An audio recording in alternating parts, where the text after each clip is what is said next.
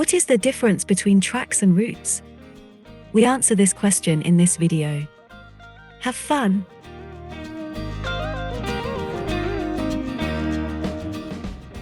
If talking about tracks and routes, it comes quickly to the global positioning system.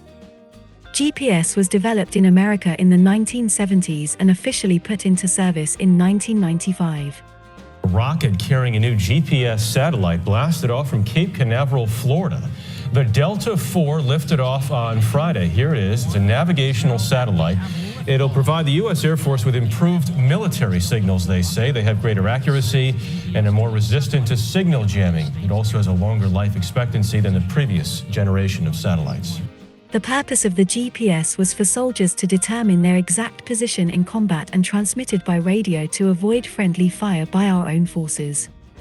Initially, the signal from the satellites was encrypted and only American soldiers could determine their position with the first GPS devices really exactly. The first navigation systems from German car manufacturers therefore had to change at first deal with inaccuracies of several hundred meters, which is why some inexperienced users have already parked their vehicles in one or the other lake. During his time as president, Bill Clinton ensured that GPS encryption was repealed. This made it possible to determine a very precise position worldwide overnight. But because the Americans reserve the right to reactivate the encryption at any time, there is the competing European positioning system Galileo and the Russian GLONASS.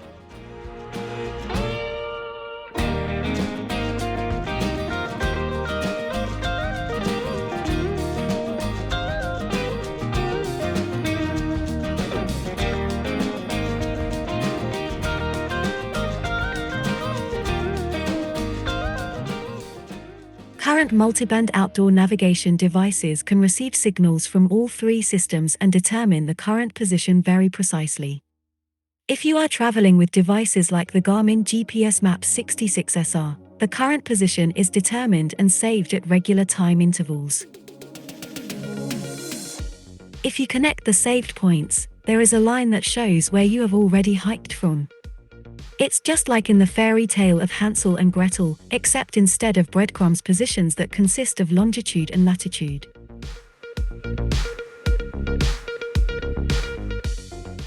Once a track was recorded, one can only get lost in the wilderness when the navigation device runs out of power. Otherwise, you can follow the lines between the recorded points in reverse direction at any time. Every deviation is visible and you can see immediately if you have strayed from the original path. Hikes recorded in this way are referred to as tracks. If a navigation system supports the GPX file format, recorded tracks can be imported into Track of the Day and displayed on a map. This main use case was the inspiration when the first version of Track of the Day was released in the Microsoft Windows Store.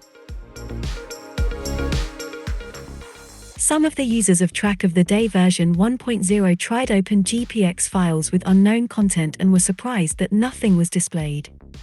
The cause was quickly found. They tried to open GPX files containing routes instead of tracks. This brings us to the next term, the route. The simplest route consists of start and destination only. It only has two waypoints whose positions is described by latitude and longitude. Let's imagine we want to drive from Munich to Genoa, to take a ferry to Olbia in Sardinia. Our route would consist of these coordinates only. If you were traveling without a navigation device, you would simply head south in Munich via the A8 or A95 and follow the signs to Italy and later to Genoa. Which highway you start from is a personal decision based on experiences gathered in the past.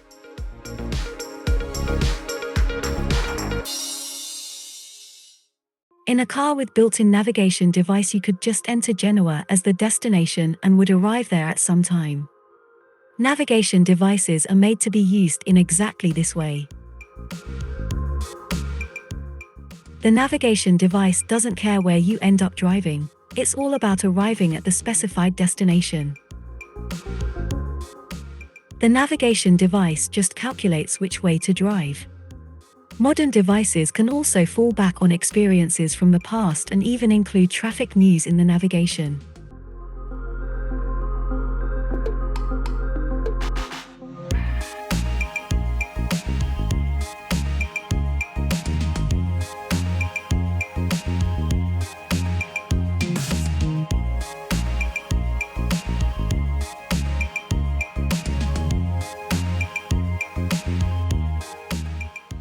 To display the route on a display and determine an approximate time of arrival, navigation devices calculate hundreds or even 1,000 of points, each consisting of longitude and latitude. These points can be shown on the display and connected with lines. What you see looks like a track but is actually a route, which can be really confusing. A calculated route looks like a track that has to be completed yet. If there is a traffic jam on the way, you can leave the autobahn and find another way. The navigation device will discard the calculated route and try to find another way to the destination. Where you ultimately drive along can be influenced by settings on the navigation device. You can allow or avoid ferries, highways, etc. Select fuel-efficient routes and so on.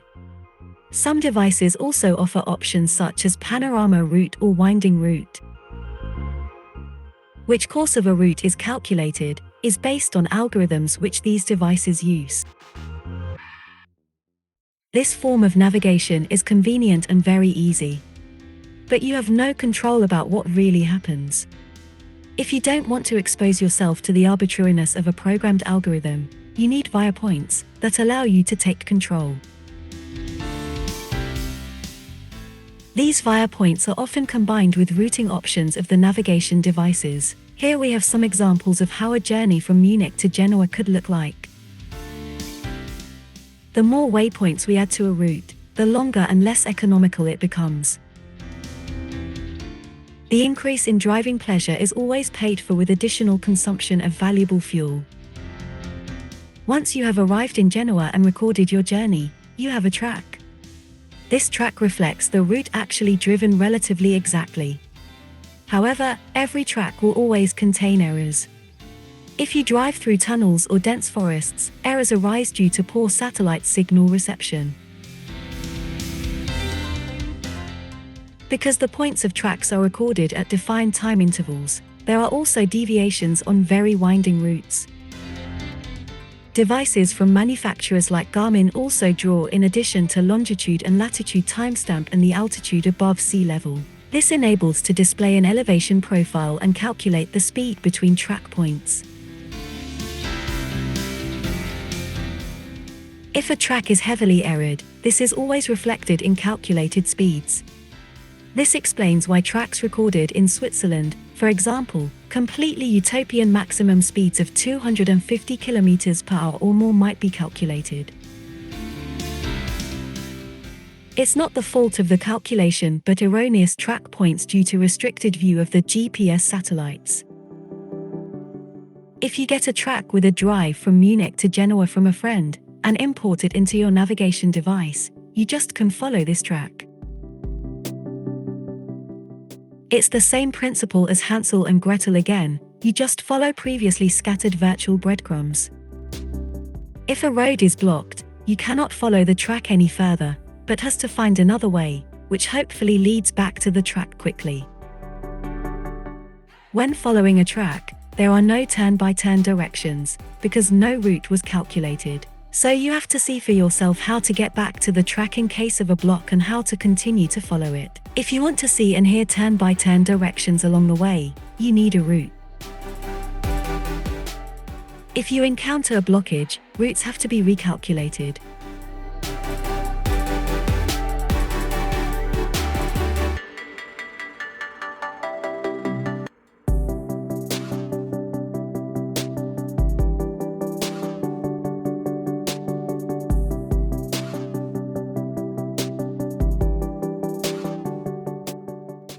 When using routes, it cannot be guaranteed that the course of the route remains exactly as calculated before a journey was started. If you want to make sure that via point are really reached, each via point must be included in the route as a route point. Via points will help you not to leave the course of a route. To ensure the planned course of a route is largely adhered to, a route must contain a lot of via points. Defining lots of via points manually can be time-consuming and tedious.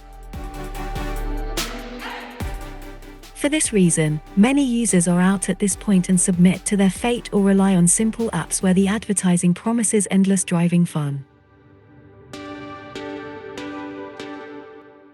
so that all users of navigation devices from Garmin, TomTom, Wahoo etc. can drive their routes as they were planned. There is a refine route function in Track of the Day. This allows to add additional via points to any route very easily. These artificially added via points have an internal marker that allows to delete them at any time. When refining, the planned course becomes one route not changed and all explicitly planned waypoints are retained. The dialog for refining routes can be reached via the context menu of the main map. Here you can set how many intermediate destinations should be added. It is also possible to reset artificially added via points. The number of artificial via points can be specified individually also.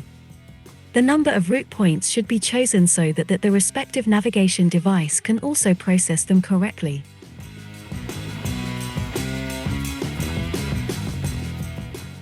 The route from Munich to Genoa is about 700 kilometers long. If 100 via points are added, for example, the distance between the route segments is about 7 kilometers. There will hardly be any alternative routes on such short segments. Therefore, all navigation devices will calculate routes that match previous planned routes as good as possible.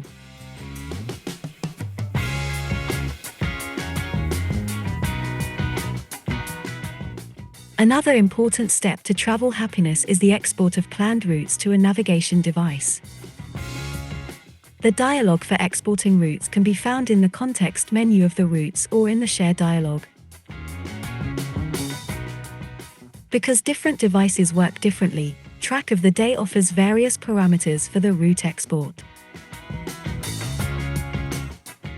What matches personal preferences and devices must be decided by each user themselves.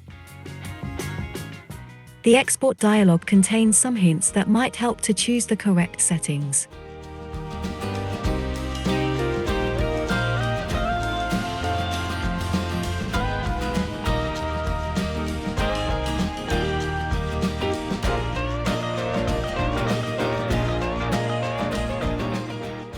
The Track of the Day community is open for everyone on Facebook. Topics related to navigation and the use of Track of the Day can be discussed here.